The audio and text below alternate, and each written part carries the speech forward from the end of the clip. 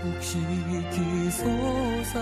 상한 나의 마음을 주님 앞에 진실하. 오늘은 대강절 첫 주일입니다. 이 대강절은 영어로는 advent라고 하는 말인데, 이 advent라는 말은 라틴어 오다라는 뜻을 가진 adventus라고 하는 말에서 유래됐습니다. 그래서 이 강림절이라는 말은 그냥 내려오다 그런 뜻으로 메시아가 주님이 내려오시는 것을 이렇게 기대하고 사모하며 또 기뻐하는 그런 절기입니다. 근데 또 대림절이 있습니다. 대림절은 기다린다는 뜻이 많이 들어있습니다. 그 다음에 대강절, 다 같은 말입니다.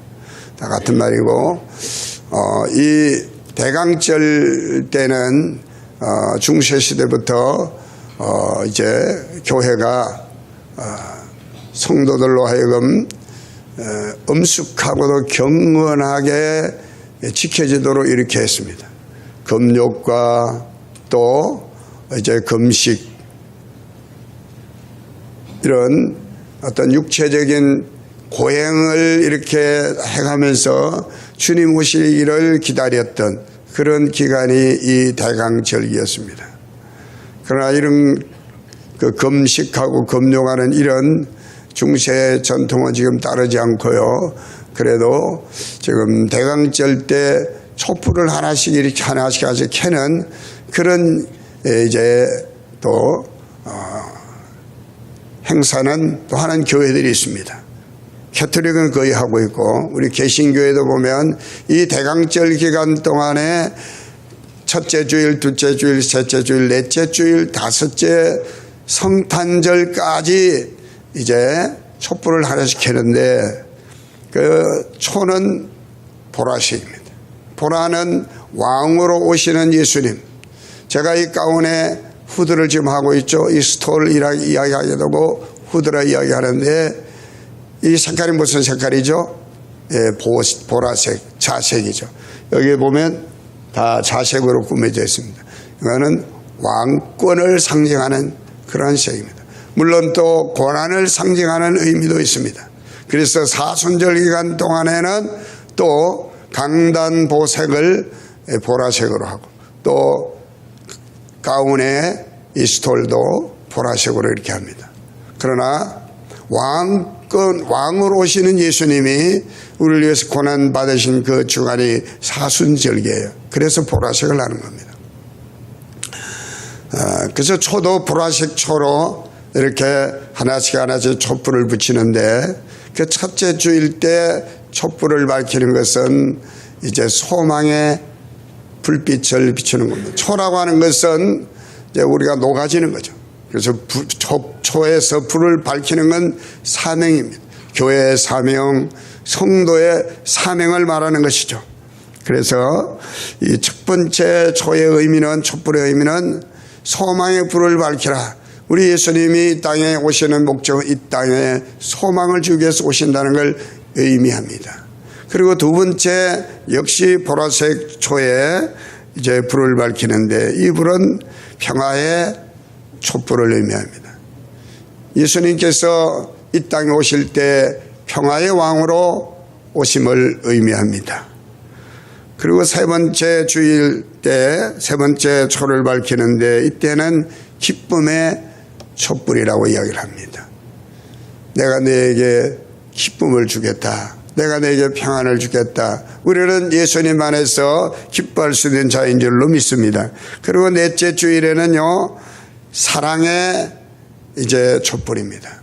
예수님이 자신을 모두 우리에게 내어주시고 우리를 사랑해 주셔서 우리를 구원해 주시는 그 사랑의 힘으로 우리가 세상을 밝히는 그런 의미를 가지고 있는 촛불을 밝히는 것입니다.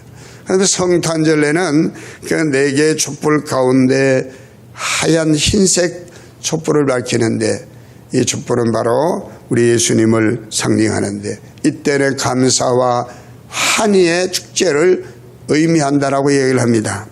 이러한 이제 촛불의 의미가 뭐냐? 다시 말씀드리지만 사명을 말합니다. 이 강림절 기간 동안에 우리 그리스도인이 생각해야 될 것은 물론 초림하시는 예수님이 오신 성탄절을 우리가 맞이하는 그 기쁨과 함께 다시 오시면 약속하신 예수님을 기다리는 그 의미를 가지고 있는 절기가 대강절이지만 이 대강절 기간 동안에 우리가 기억해야 될 건 뭐냐? 그래서 중세 때부터 쭉 오늘까지 행하여져 오고 있는 이 촛불 밝히기 의식이 뭘 의미하느냐? 지금은 대강절 때 우리가 추리의 불을 밝힙니다마는 바로 너희는 세상의 빛이다. 예수님 그러셨어요. 너희가 사람에게 빛을 비추어 하나님께 영광을 돌리게 하라. 너희의 착한 행실로 빛을 비추어 하늘에 계신 아버지께 영광을 돌리게 하라. 그래서 이 초의 불을 밝히는 건요, 바로 교회의 사명 또 성도의 사명을 생각해보는 그런 기간이기 때문이라고 생각을 합니다. 오늘 저는 이 대강절 이 첫째 주일을 맞이해서 특별히 주님이 주신 이 말씀을 통하여 깨어 준비하는 삶이라고 하는 제목으로 함께 말씀을 드릴 때 여러분 모두 큰 은혜 받으시기를 바랍니다. 우리가 불을 밝히는 빛을 발하는 그런 사명을 감당하는 삶을 살아가기 위해서 오늘 성경은 우리에게 깨어 준비하는 삶을 살기를 말하셨습니다. 깨어 준비하는 삶을 살도록 이렇게 주님이 말씀하고 있다는 것입니다. 그러면 주님께서 이렇게 말씀하시는 그 말씀의 의미를 볼 때 첫 번째로 주님은 이렇게 말합니다. 이 땅에 사는 그 어느 누구도 그 날과 그 때를 알 수 없다라고 주님이 단정적으로 말씀해 주셨어요. 하늘에 있는 천사도 모르고 심지어는 지금 육신의 몸을 입고 있었던 그 하나님의 아들이신 예수님 자신도 그 날과 그 때는 모른다. 그렇게 하겠습니다. 오직 하나님만 아신다. 이렇게 예수님이 아주 단정적이고 아주 결정적으로 말씀을 하고 계십니다. 자, 여러분요, 예수님이 초림할 때를 우리가 한번 생각해 보십시다. 당시에 성경에 아주 박학다식했던 유대 율법학자들, 또 어릴 때부터 성경을 암송하고 성경을 익혀 배워왔던 그 유대인 가운데 유대인이라 할 수 있는 그 바리새인들, 또 심지어는 성경을 가리키는 그 서기관들, 물론 부활은 믿지 않지만 바리새인과 똑같이 금욕생활하고 철저한 율법을 이행해 왔던 그 사두개인들조차도, 성경을 그렇게 많이 알고 있었던 그들조차도 여러분 메시아가 언제 오시는지, 그 초림하신 예수님의 그 오시는 그 날과 때를 알았을까요? 몰랐을까요? 몰랐어요.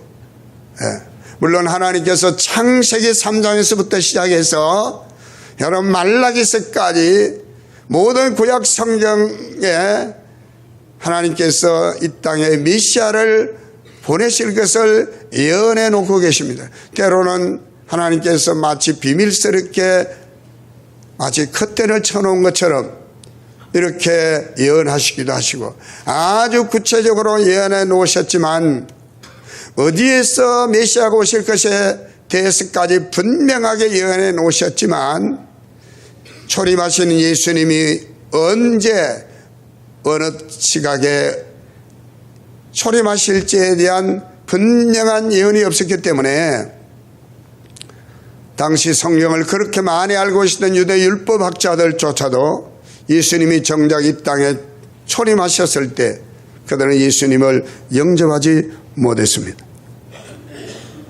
물론 장차 주님이 이 땅에 재림하실 때도 역시 마찬가지입니다. 오늘 성경 말씀은 이미 초림하신 그 예수님께서 다시 오실 그 날, 그 때에 대해서 말씀을 하고 계시는 것입니다. 오늘날 많은 이단들이요, 그날을 안다 그러고 그때를 안다 그러고 합니다. 그건 다 100% 이단입니다.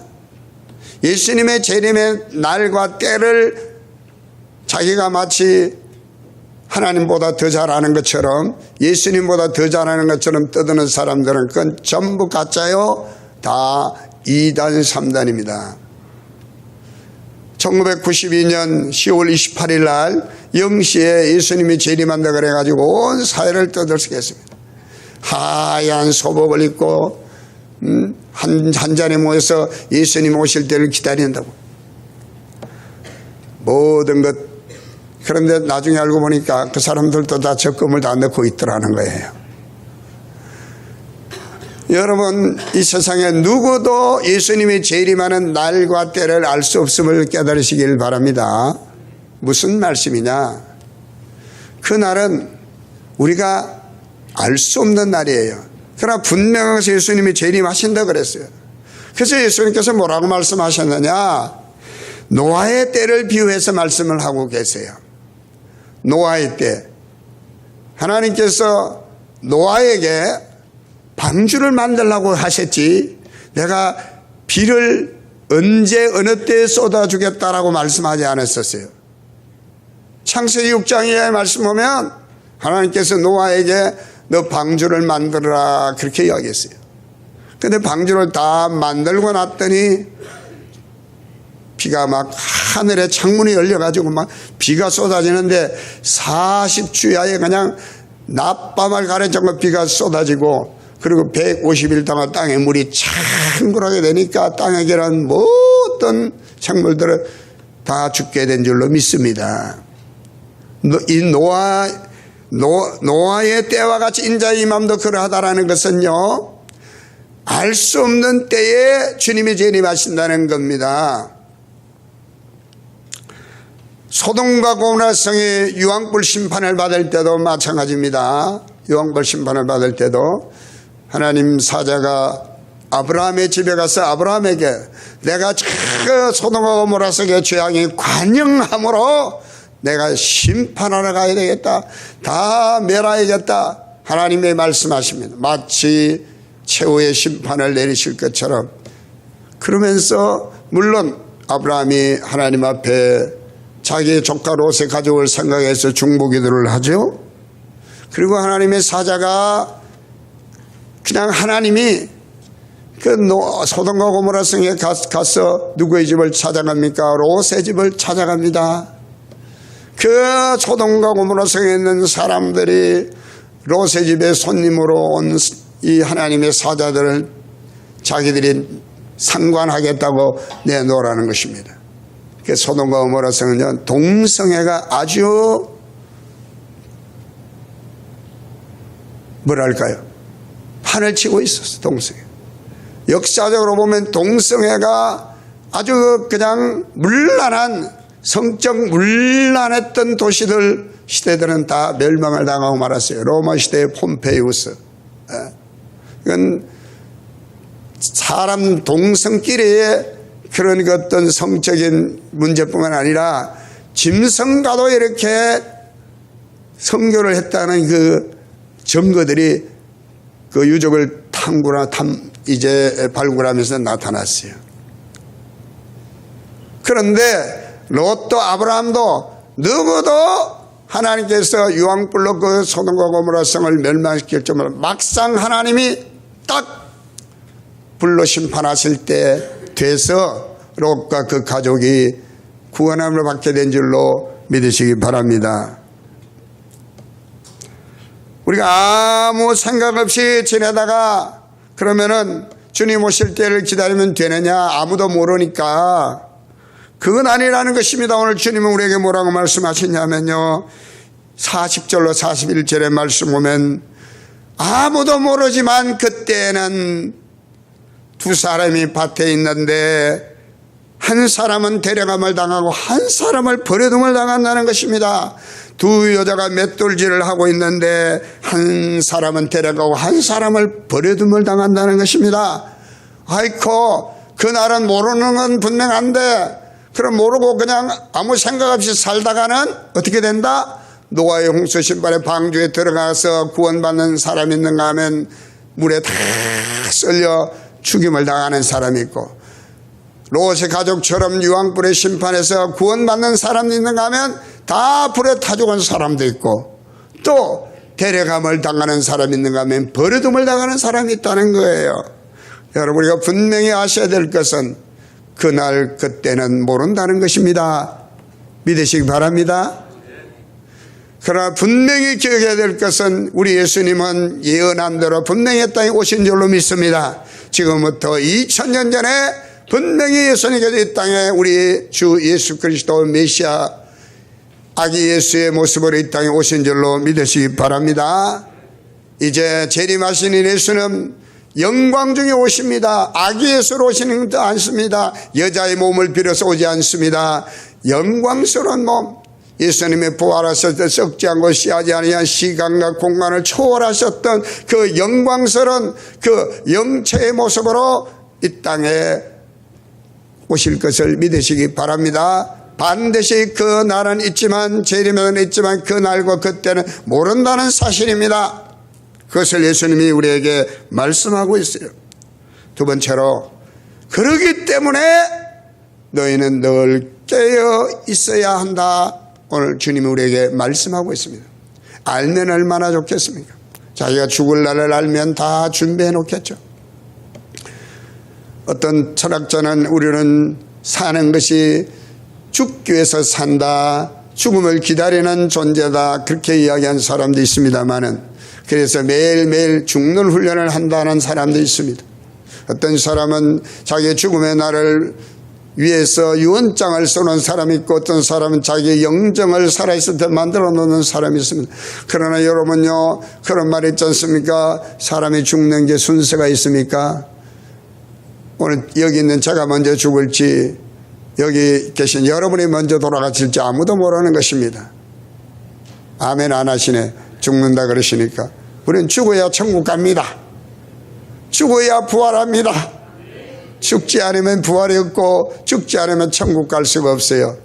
살아있으려면 예수님 재림하실 때까지 살아계시길 바랍니다. 그날이 언제인지 알 수 없지만, 그러나 여러분, 분명한 것은 그날을 모르기 때문에 우리가 깨어 있어야 된다는 사실입니다. 예수님께서 초림하실 때 유대 종교 지도자들은요, 메시아신 예수님을 영접하지를 않았습니다. 예수님께서는 초림에 대해서 수없이 많은, 하나님께서는 예수님의 초림에 대해서 수없이 많은 구약의 말씀을 통해서 예언하셨습니다. 그들은 하나님께서 예언하신 초림하신 예수 그리스도에 대한 말씀을 그들은 근성으로 보았던 것입니다. 늘 깨어 있었다고 하면요, 그들은요, 아기 예수로 오셨지만 사간에 닐 곳이 없어서 말구유에 누이신 그 아기 예수님, 그분이 메시아인 것을 아마 알았을 겁니다. 왜냐하면 유다 에브라다에 너는 작지만 작은 고을이 아니로다, 너에게서는 한 메시아가 날 것이라고 예언해 주셨기 때문에. 베들레헴에서. 여러분, 그들은 왜 초림하신 예수님을 영접하지 못했을까요? 그래, 예수님이 아기 예수로 태어났을 때는 그렇다 손치더라도 예수님이 공생애를 시작하실 때 벌써 말 한마디 딱 들어보면 차원이 다르거든. 예수님은요, 그 시대의 어떤 서기관들보다도, 어떤 유대율법학자들보다도 예수님의 가르침은, 예수님의 말씀은, 메시지는 전혀 다른 차원을 말씀하고 계시거든요. 그런데 그들이 왜 예수님을 영접하지 못했을까요? 오히려 영접하기는 그냥 예수님을 반대하고 예수님을 죽이려고 했습니다. 왜 그랬을까요? 그들은요, 영적으로 잠이 들어있었기 때문입니다. 그날과 그때를 모른다 그랬으니까 그들은요, 안심하고 아무 생각 없이 그냥 잠들어 있었기 때문에 그렇습니다.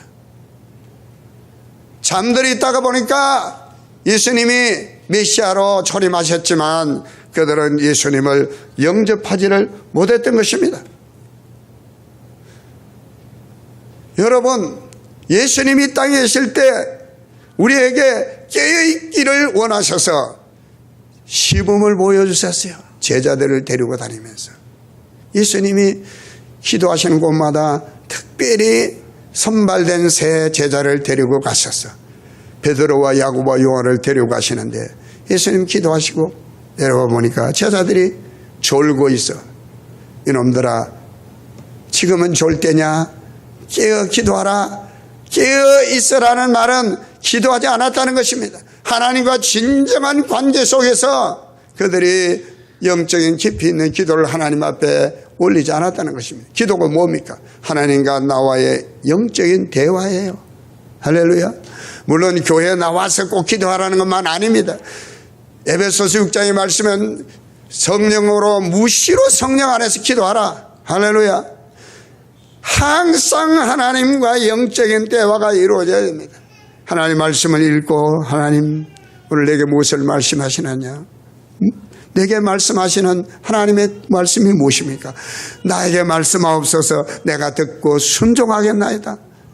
늘 이러한 하나님과의 어떤 영적인 교제, 영적인 대화가 그들에게 없었기 때문에, 그래서 예수님이 그 바리새인들 향해서, 그 서기관들 향해서 예수님 뭐라고 말합니까? 기도하는 그들 향해 예수님은 그들의 기도는 외식하는 기도라 이야기했어요. 왜? 하나님과 교통이 끊어진 기도입니다. 하나님과 대화가 단절된 기도예요. 그러나 세인은 어떻게 기도했습니까? 회개하며 눈물로 기도한 줄로 믿습니다. 자기가 죄인인 걸 알고 겸손히 회개하는 그 기도를 하나님이 들으시는 기도라고 말씀하고 있었어요. 여러분, 예수님이 초림하셨을 때 누가 메시아이신 아기 예수님을 영접했을까요? 그래요. 저 빈들에서 양을 치는 목동들이 예수님을 영접하게 된 줄로 믿으시기 바랍니다. 비록 양을 치는 목동이었지만 그들은 메시아를 기다렸던 사람이에요. 그래서 여러분요, 가브리엘 천사가 그들에게 나서 너희를 위하여 구주가 나서서 큰 기쁨의 소식을 내가 너에게 전하노라. 너희를 위하여 구주가 나셨다라고 말하며 별을 보고 아기 예수님이 계신 곳으로 인도해 주신 줄로 믿습니다. 또 누가 깨어서 있다가 아기 예수님을 영접했을까요? 그래요. 동방이 어딘지 모르지만 어떤 사람은 동방이라니까 대한민국일 거다 이야기하는 사람이 있어. 이스라엘이라고 한 나라에서 동방은요, 사우디아라비아일 수도 있고 인도일 수도 있고 뭐 여러 곳이 있지만 우리 그건 별로 중요하지 않아요. 동방에서 별을 보던 사람이 깨어 있었어. 메시아가 날 거다. 그래서 이 동방의 박사 몇 사람? 세 사람이 아니요. 동방의 박사들로만 나와 있어요. 그들이 뭘 예물로 드리며 아기 예수님을 영접했어요? 황금과 유황과 모략, 아마 이거 하나씩 한 사람이 들고 왔을 거라. 그래서 동방 박사 세 사람이 그렇게 이야기하지만 성경에는 세 사람 이야기는 없어요. 또 누가 아기 예수님을 영접했을까요? 그래요. 성전에서 주님을 기다리며 사모하며 기도에 힘썼던 시몬이라는 할아버지가 예수님을 영접하셨어요.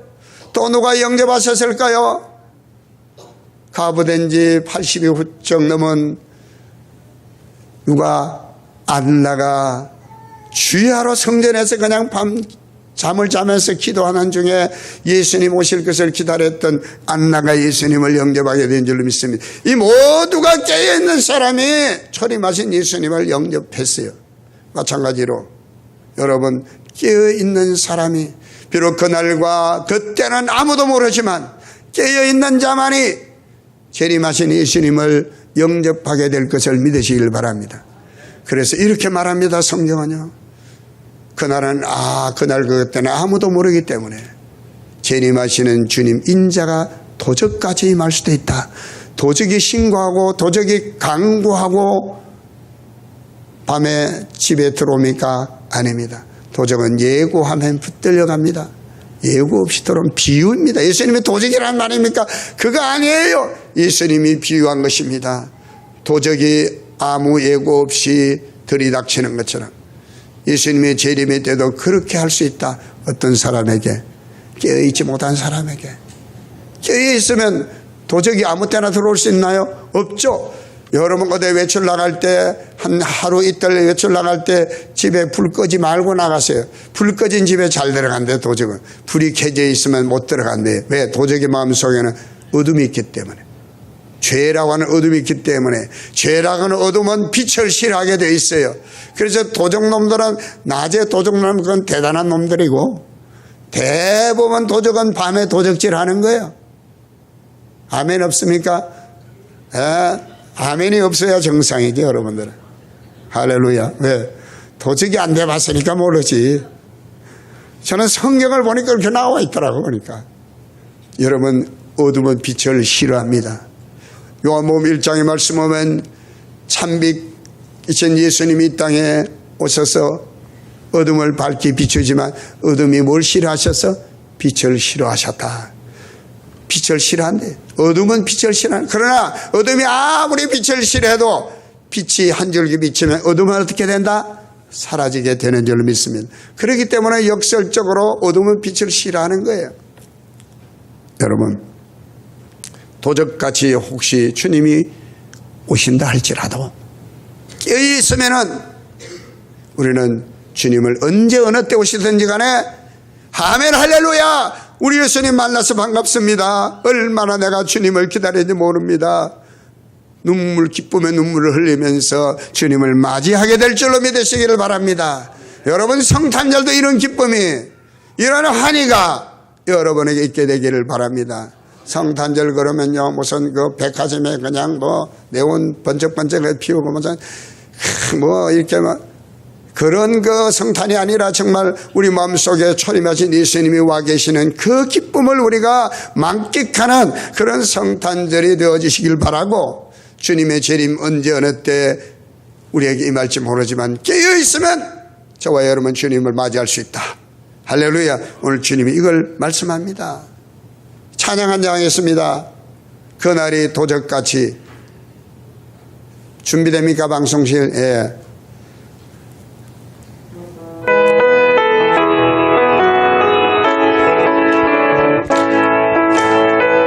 그날의 도적같이 이를 줄 너희는 모르느냐. 늘 깨어 있으라. 잠들지 말아라. 주님과 동행하라. 항상 기뻐하라. 쉬지 말고 기도하라. 범사에 감사하라. 이는 예수 안에서 너희에게 향하신 하나님 뜻이니라. 아멘. 1절만. 도적같이 혹시 오신다더라도 우리는 깨어만 있으면 주님을 맞이하게 될 줄로 믿습니다. 마지막으로 오늘 주님은요, 주님을 진정으로 이렇게 늘 깨어서 주의 재림을 소망하는, 기다리는 성도들이라고 하면 뭘 해야 하느냐? 준비하며 지내야 된다는 것입니다. 할렐루야. 준비하고 주님을 맞이할 준비를 하면 된다는 것입니다. 오늘 저는 교회학교 예배 시간에 열처녀 비유를 가지고 설교를 했어요. 아이들이 잘 알아듣더라고 보니까. 이 비유예요. 그 열처녀는 오늘 교회일 수도 있고 오늘 예수 믿는 우리 성도들일 수 있어요. 그런데 5처녀는 슬기로운 자고 5처녀는 미련한 자예요. 자, 여러분 오늘 교회 안에도 슬기로운 자가 있을 수 있고 미련한 자가 있을 수 있다는 거예요. 예수님이 신랑으로 오시는 예수님이 재림하실 때 맞이하는 자는 슬기로운 자고 그렇지 못한 자는 미련한 자인데, 그럼 어떤 자가 슬기로운 자고 어떤 자가 미련한 자냐? 아이들에게 여러분들은 슬기로운 자가 다 되소서. 주님을 맞이하시고 주님이 여러분에게 주시는 축복을 누리게 되길 바랍니다. 그리고 신랑을 영접한다는 것은 예수님을 맞이하는 것이요 우리가 천국 가는 것을 말하는 것인데, 오늘 성경 보니까 여러분 마태복음 25장에 바로 이어서 나오는데 무슨 말씀이 나오냐? 바로 열처녀, 그 다음에 달란트 비유 나옵니다. 다 비유예요. 무슨 말씀이냐? 등과 기름을 준비하여 신랑이 아무 때나 오더라도 신랑을 맞이했던 그 다섯 처녀가 슬기로운 자야. 등과 기름이 하는 역할이 뭡니까? 빛을 발하는 것입니다. 사명을 감당하는 것입니다. 등은 뭡니까? 등은 여러분요, 교회입니다. 교회. 기름은 뭡니까? 성령입니다. 성령. 그런데 미련한 다섯 처녀는 교회 안에 있고, 여러분요, 성령을 받긴 받았지만 그릇이 준비되어 있잖아. 그러다 보니까 신랑이 늦게 오니까 신랑을 맞이할 수 없었어요. 그릇은 뭡니까? 우리의 믿음의 그릇이다. 고린도서 12장 말씀 보니까 성령의 은사를 성령이 우리에게 주시는데, 뜻대로 주시는데 우리의 믿음의 분량대로 주신다. 할렐루야. 사명을 끝까지 감당하는 자가 주님을 맞이하게 될 줄로 믿습니다. 뭘 준비해야 됩니까? 믿음의 그릇을 준비해야 됩니다. 슬기로운 자와 미련한 자의 차이는 등과 기름을 똑같이 준비했지만 충분한 기름을 담을 그릇을 준비하지 못했다는 것과 준비했다는 것의 차이입니다. 마지막 때를 사랑하는 주님의 재림을 기다리는 저와 여러분 모두 믿음의 그릇을 준비하십시다.